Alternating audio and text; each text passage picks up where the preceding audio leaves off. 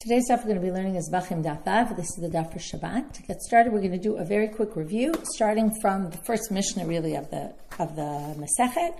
Kol Zevachim shenizbechu shelo lishma ksherim ela shelo alu lebalin l'shem chova. We had this statement: any sacrifices offered not in the name, right, in the name of the wrong sacrifice, are ksherim, they're kosher, but meaning you continue and sacrifice them, but they don't fulfill the obligation. This sentence caused a lot of questioning. Reish Lakish said, so I don't understand. If they're ksherim, then they should atone. If they're not, then why are we bringing them? To which Rabbi Elazar said, we have this precedent with the yoled, with the woman who gives birth, who then is supposed to bring her sacrifice, but then dies. Her heirs bring the sacrifice, the ola one. So Reish Lakish says, okay, fine. You've explained to me the ola, again, meaning, right, they're not getting anything from this, but yet they're bringing it anyway. So Reish Lakish said, fine, I get the ola, but what about the guilt offering? So to which, that was on yesterday's daf, at the top of the daf. At the end of the daf, we have Rav Nachman, Rav Shesha, Rav Adar, who were sitting and discussing, and said, Reish Lakish could have said, why don't they bring it? And the ola is known to atone for positive commandments that people don't keep. Why don't we just say that it atones for that? To which they said it must be that the Yorshim, right, the assumption, that would mean that the Yorshim acquire it. And then they said, well, the Yorshim don't acquire it, right? And that would resolve the question against Reish Lakish. You can't say it because in order for it to atone for their mitzvot aseh, their positive commandments, they would have to have acquired it, and they don't acquire it. To which the Gemara asks, and this is the very end of yesterday's daf, we're going to start here, v'lo kanyalu, what, they don't acquire it? V'hamar Rabbi Yochanan, and now we're going to see the heirs do acquire, and how are we going to learn it? From the laws of substitution.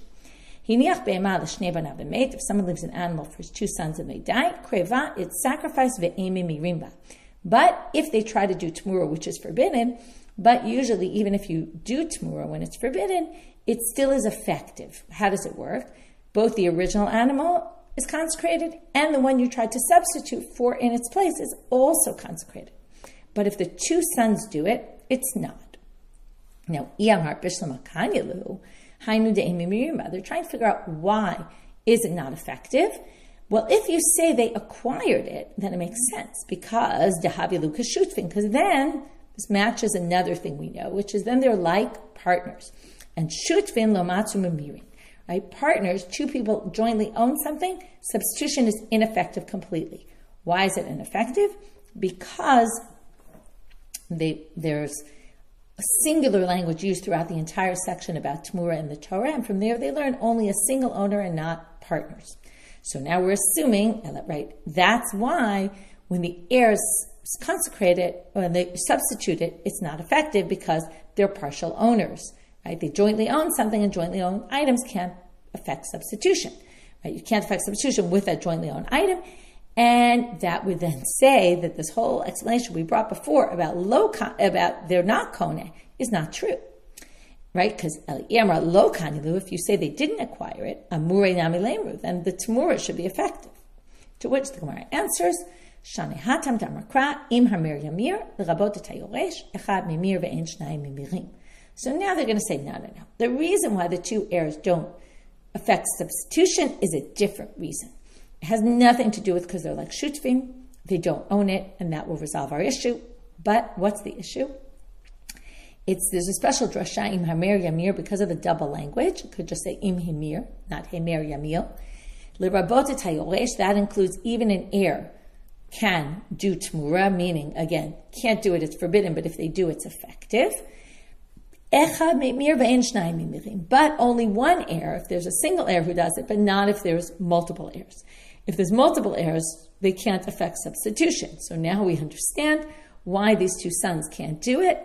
Their substitution is ineffective because they're two and not one, and because of this drasha. Okay, and that resolves it. And that resolved our problem. What do you mean they don't acquire? But they should acquire. And if they do acquire, then back to Reish Lakish's what they tried to say Reish Lakish should have said, he should have said it should affect atonement for them. But the answer is no, it doesn't, because they don't acquire it. So now we have a question on this answer, a difficulty. Matkifla Rav Yaakov min harpakot elameata, and there's the problem with this im hamir yamir, which is the reason why the Yorshim can't, is because of a specific drasha. Well, he says, Elamayataf, you're going to have that drasha by Masir Sheni, the second tithe.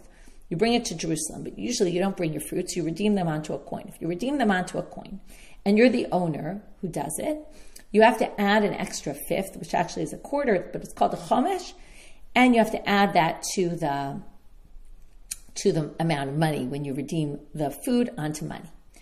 But if somebody else does the of the pidyon, the redeeming the fruit onto a coin, and they do it with someone else's fruit, they do it for them. Let's say someone does it on my behalf, but with their money, they don't have to add the extra chomesh, the fifth. So what does it say there? The question is, who has to add the fifth? Obviously the owner. And who else is like the owner? Well, what about an heir?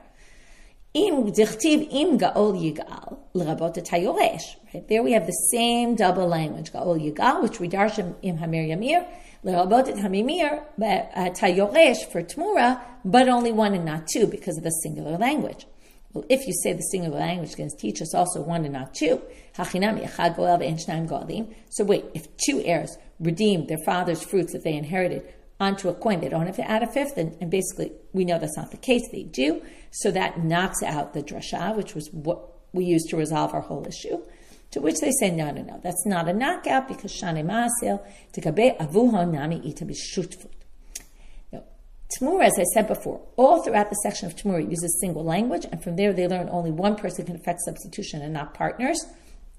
Therefore, but by Maaser Sheni, if the father originally was partners with people and he did it himself and didn't die, he would have to add a fifth, and the partner would have to add a fifth. In other words, the laws of Maaser Sheni apply in partnerships. The laws of substitution don't apply in partnerships. So the drasha is really im hamer yamirim ga'ol yigal. It includes the heir. The part about one and not two is because just like the father himself could only do Tmura if he was the single owner, also the son could only do Tmura if he's the single owner. And that's the reason, and that doesn't basically contradict what we said before, because you could still hold that drasha, and that would resolve our issue that the heir substitution is effective even though he's not the owner. But now comes the Gemara and says, wait, right, so that two, I messed that up. It is right, but we're going to go back. But two and not one, right? Two cannot affect substitution. What we really learned from this part, I was confusing it with the next part, so sorry about that. Two cannot affect substitution because of a special drasha about Tmura in general. Okay? But that's not because they own it and because that they're shutvim and because of that is the problem. I'm going to Rav Ashi the Rav Ashi. But now Rav Ashi says to Rav Ashi, umina, but wait, from the one who can affect Tmura, you should actually be able to learn that they own it because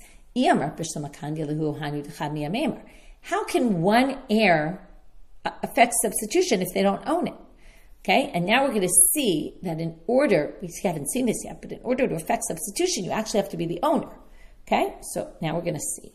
But if you say the son doesn't acquire it, which then goes back to saying, oh, maybe heirs do acquire things like sacrifices, right? They do acquire the sacrifices, and then that goes back to why didn't Reish Lakish say that then, that they could get atonement?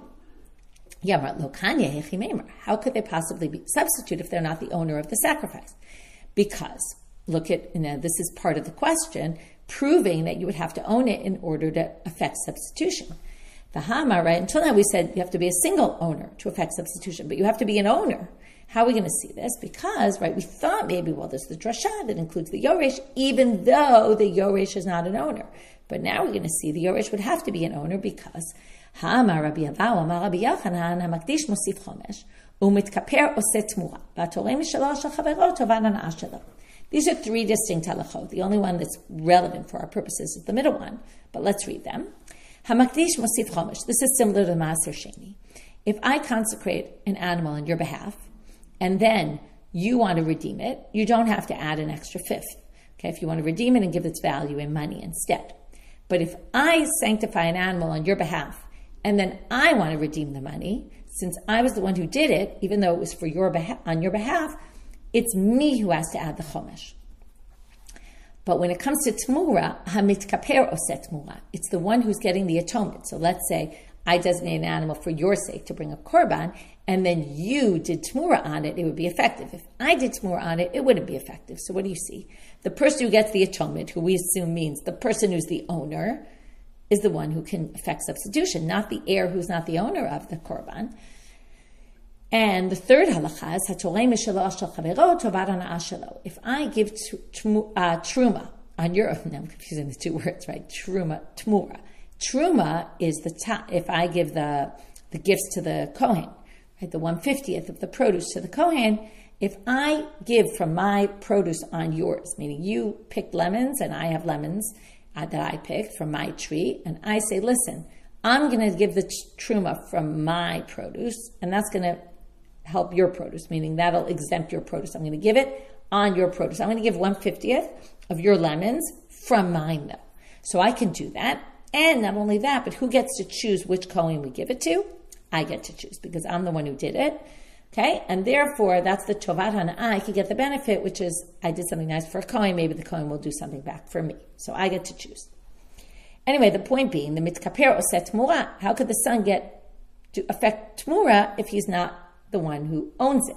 We assume mitkaper means owner. Well, now the Gemara is going to say there's two kinds of kapara.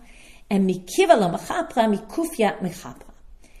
From the real atonement of that sacrifice, whatever that sacrifice was coming to atone, that the heir does not get atonement for. But mikufya, Rashi says kufya comes from the word kappa, which means floating. Okay, the heir gets a floating type of atonement. Okay, atonement, which the current translates as incidental atonement, which means there's some sort of level of atonement that the son will get. It's not the real atonement of the sacrifice, it's a partial. But because it's partial, it's enough to affect Tamura. So it's not clear exactly what atonement the son gets, but he gets some sort of atonement because he brought a korban. It's not what it was meant for.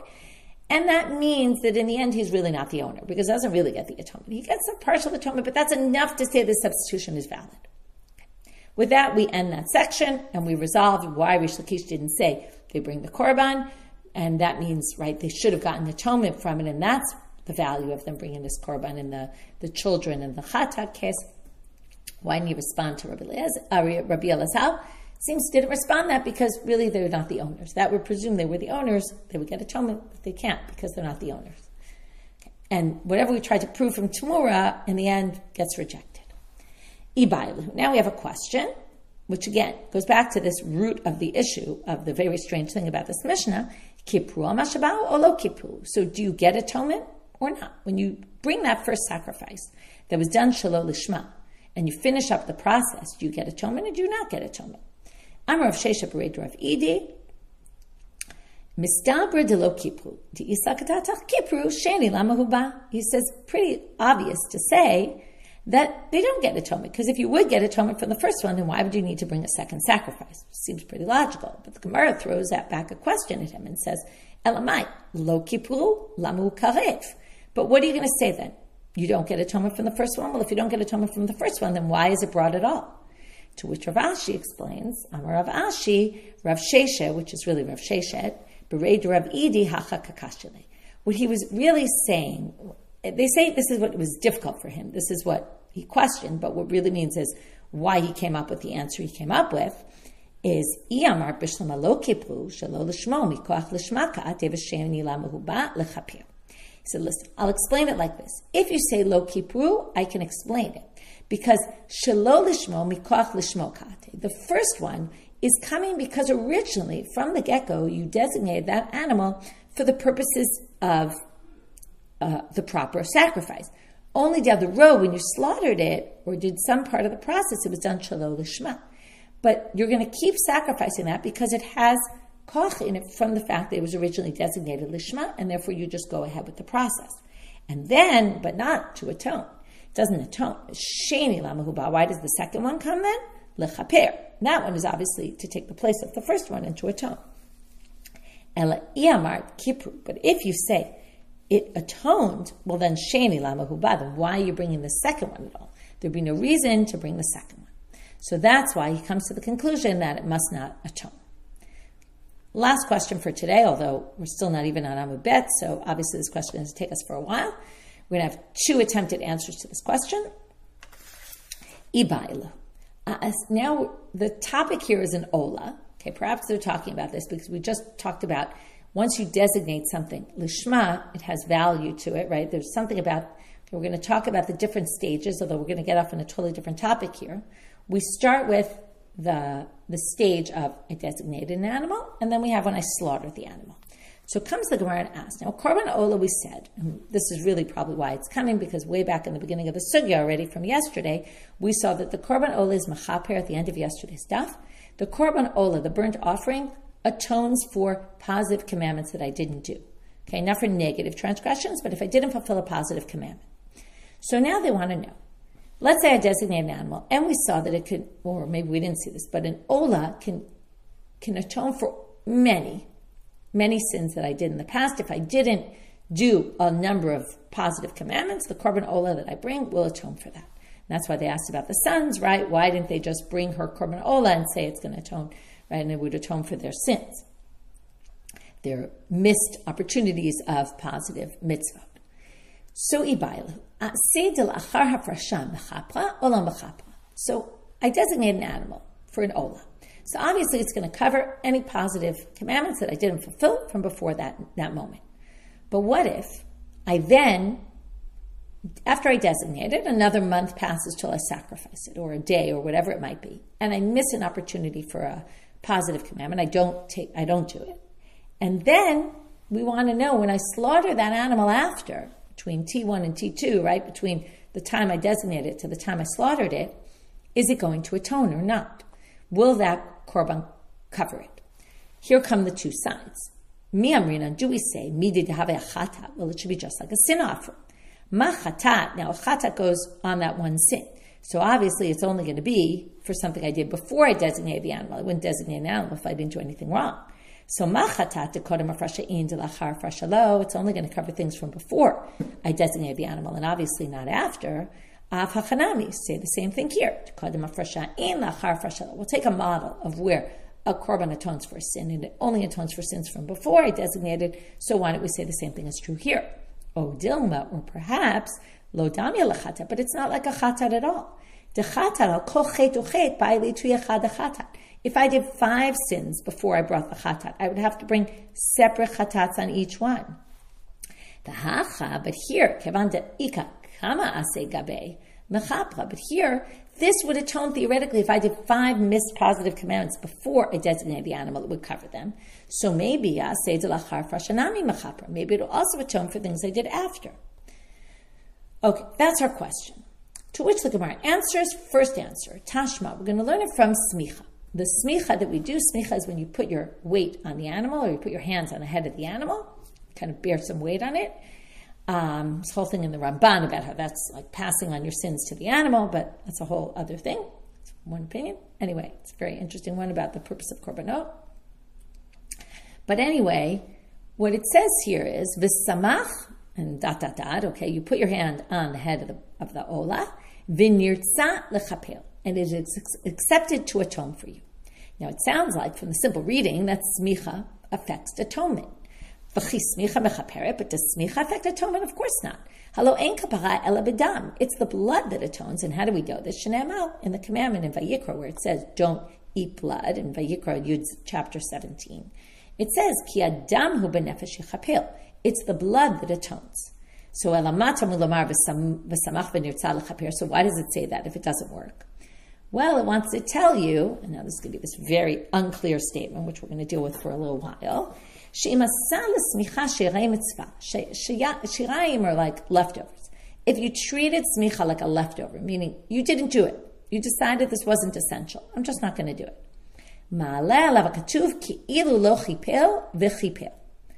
This is very confusing. It's going to be like you. If you skip smicha, it's as if you didn't get atonement, but you actually do get atonement, assuming, right, you sprinkle the blood and all that.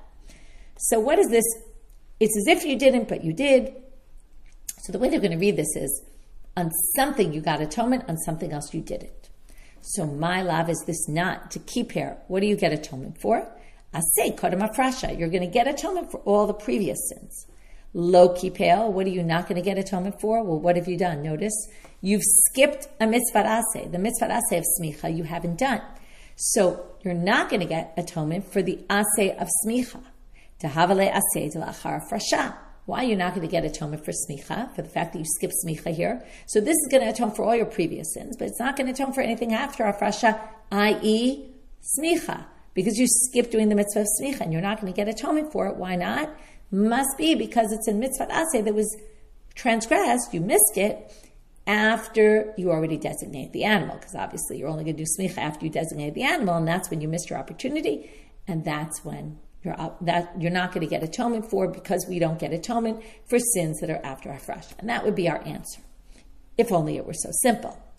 But comes Rava Amalava, Aseh de Smicha Kamarta. No, you're very confused. If you want to prove this from the Aseh of Smicha and your missed opportunity, and you're claiming that when's the missed opportunity, right? Obviously, after you designated the animal, before you slaughtered it, makes sense, because that's when you're supposed to do smicha. But that's not true. Why? Now, this is very confusing. Well, not confusing, but it raises this issue. When do you transgress not keeping a positive commandment? Only when there's no more opportunity to do it. Because if it's, I just didn't do something, right? Let's say I didn't take a lulav on the first day of Sukkot. When would I transgress that? The arba meaning. When would I transgress that?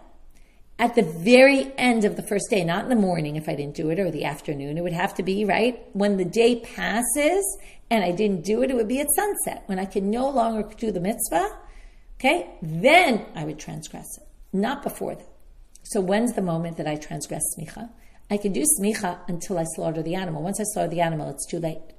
So they say the following: Shane hatam to call kamadelo shachit. As long as I don't slaughter it, ba'amod usmochkai, I'm still commanded at this point to do smicha. I haven't yet done anything wrong. Emet kave aseh. So when have I transgressed this mitzvah aseh? What point is it no longer possible? La'achar shchita. Once I slaughter it, once the slaughtering is done. La'achar shchita lo kamabaylan. And we're not talking after shchita. Obviously, if I slaughter it and then it turns out it's clear then at that point I didn't do smicha, well, my smicha transgression is after the moment of slaughtering. And we're talking about in between designating and slaughtering, not after slaughtering. Of course, after slaughtering, it's too late. Slaughter the animal. That's why you don't get kapara. So Rabbi says, I agree with you that kippur and lo kippur is kippur on everything before, meaning really it actually could be even before slaughtering, possibly. He doesn't know, but he's just saying you can't prove it. Lo kippur is anything after slaughtering, like smicha. But Amalei Rav Huna, so that rejects this as using this as an answer. Now Rav Huna bar Yehuda says to Rava, he says you could have even suggested, he doesn't agree that the answer was right in the first place and that you could use this to get to an answer. He says maybe even you could say kippur and lo kippur means something completely different. And he brings a proof, which we're going to eventually reject the proof, but perhaps you could still say his possibility is a possibility.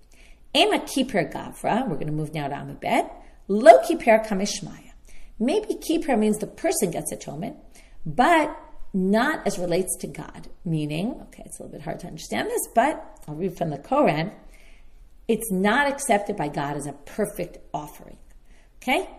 It's the way they say it. It's just, you haven't done the mitzvah perfectly. You did the sacrifice, you did the main four, avodot, the shechita, kabbalah, holacha, zrika. You did the four main things.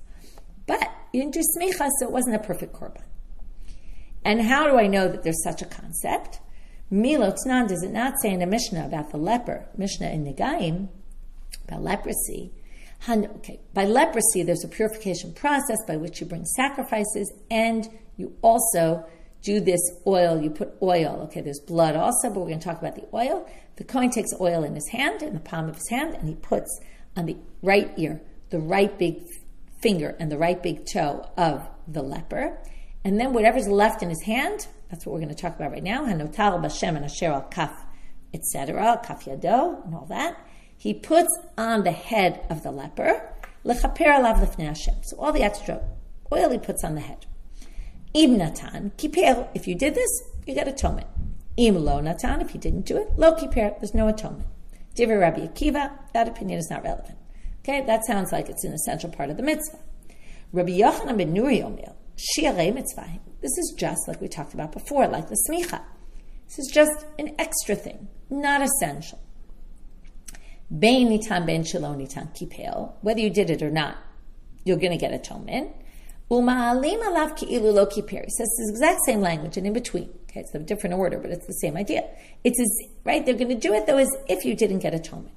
So my ki'ilu lo kiper. What does this mean? Now, this is Rav Huna, right? Bar Yehuda, his way of reading it. Ilema, if you want to say ki'ilu lo kiper that di'bayli tuye. That you're going to have to bring a new korban in its place. It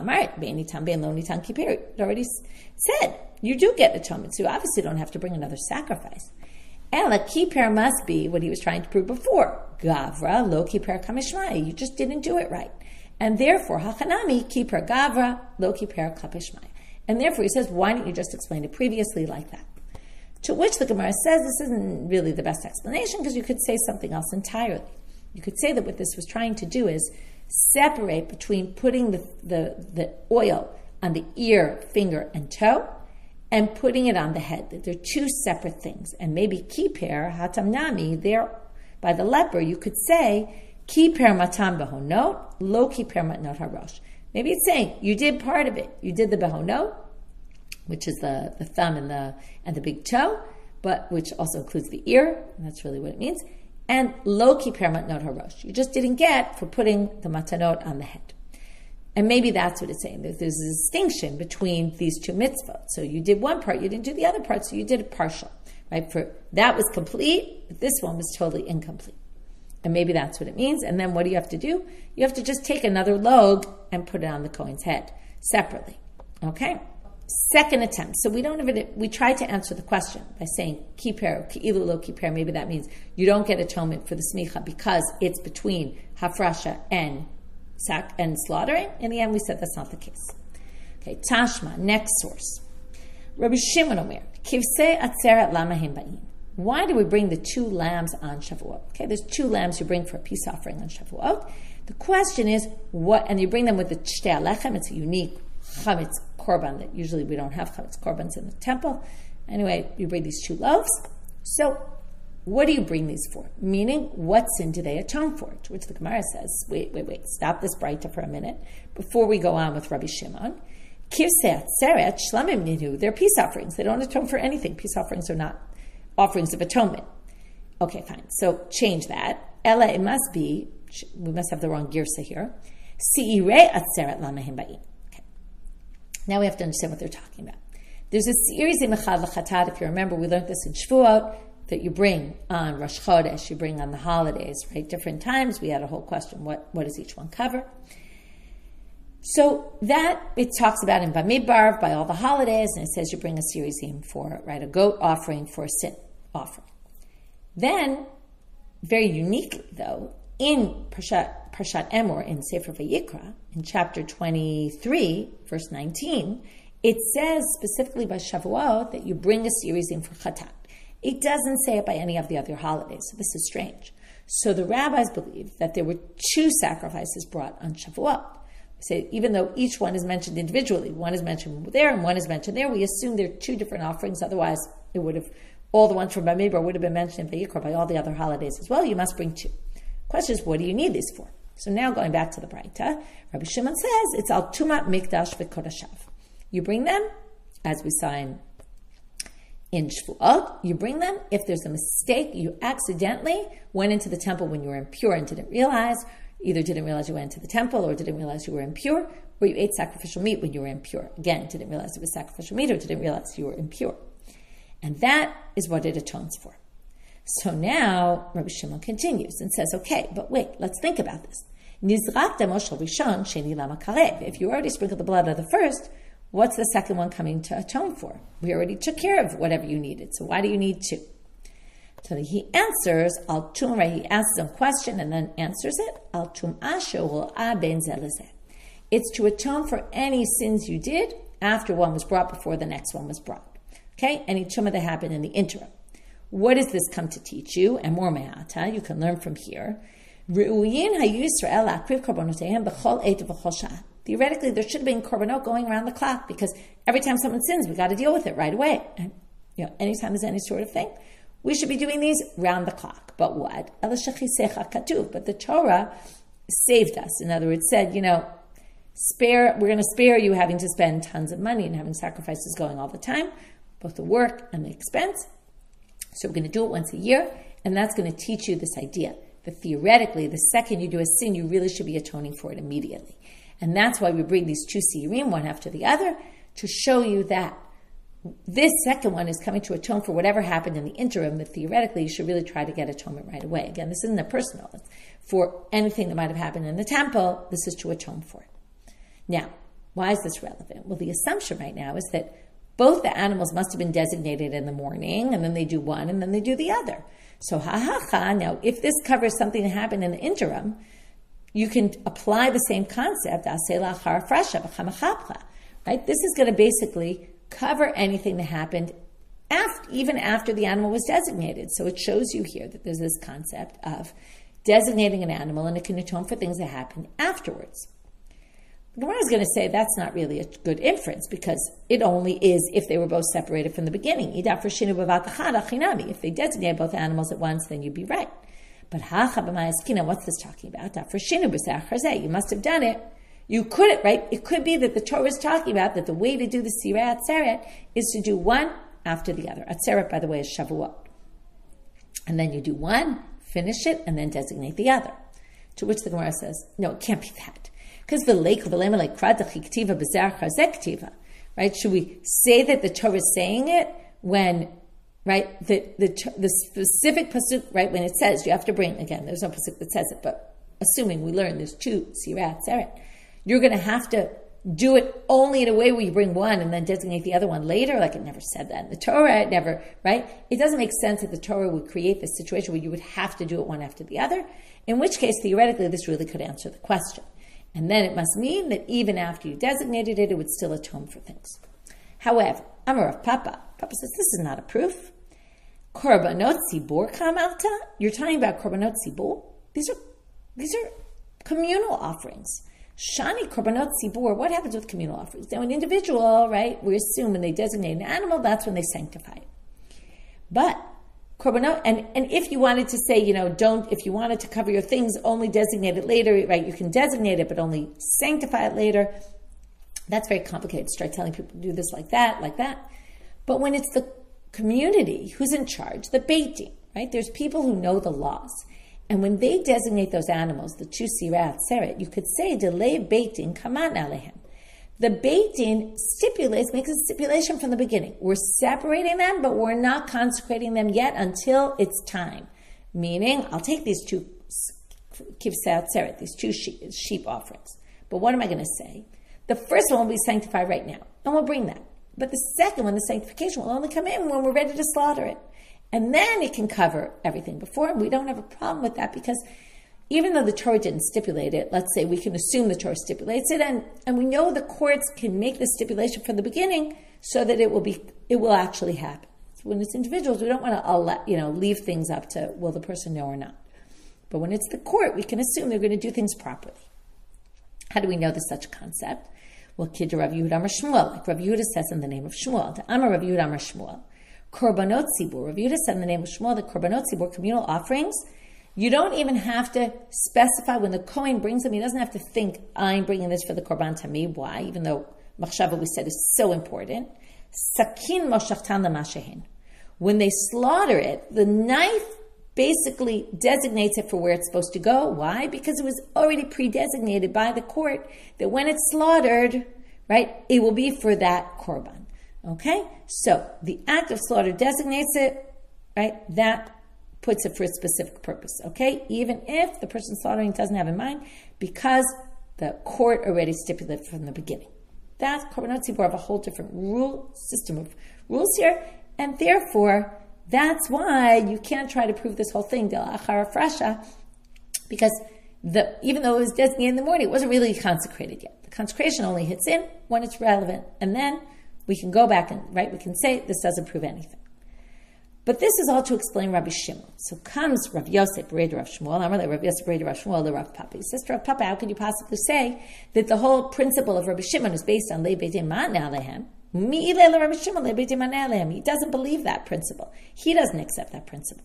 How do we know? Because Hamar Ravidi Bar Avin, Amar Rav Amram, Amar Rabbi Yitzchak, Amar Rabbi Yochanan, Tmidin Shelo Hutzrechu L'tzibur, Korban Tamid that wasn't needed. Okay, now what does this mean? Let's say they separate 100 animals to be used for the Korban Tamid, and then they used 80 and they were done. Like, let's say there were 80 days left of the year. They thought, let's take a bunch of extras in case something happens to one of them. And then they have 20 extra. What do they do with the 20 extra? So, L'divrei Rabbi Shimon, ein nifdim t'mimim. You can't redeem them unless they become blemished, because they were already consecrated. L'divrei chachamim nifdim t'mimim. According to the rabbis, you can just redeem them with money, even though they don't have blemishes. Why? Because because the court stipulated from the beginning when they designated the 100 animals, they said, we're not sanctifying them yet, because they knew that if they sanctified them, they'd be stuck. Right? What if they don't need them all? So you see that the rabbis hold that, but Rabbi Shimon doesn't. And we're trying to explain Rabbi Shimon. So Rav Papa, so we now had 2 attempts to reject. Right? They tried to use Rabbi Shimon as a proof. They had 2 attempts to reject. The first attempt was rejected, and now the second attempt is rejected also.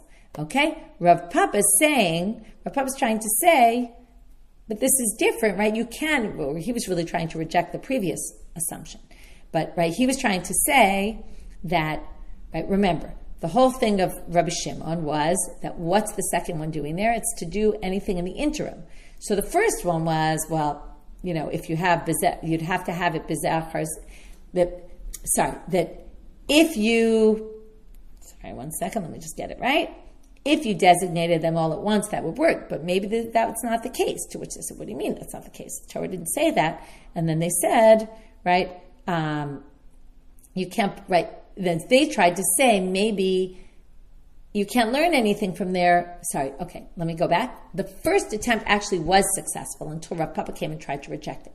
But the first attempt, in the end, they tried to reject it, but in the end they said, it can't possibly be that the Torah is not talking about a case also of Vatachat, which then would prove our point is correct. They tried to say, what do you mean? And the Torah would, right? But they then say it could be that the Torah really is talking about B'vatachat or B'zachar, either one, and then that would actually mean that it would cover things in between.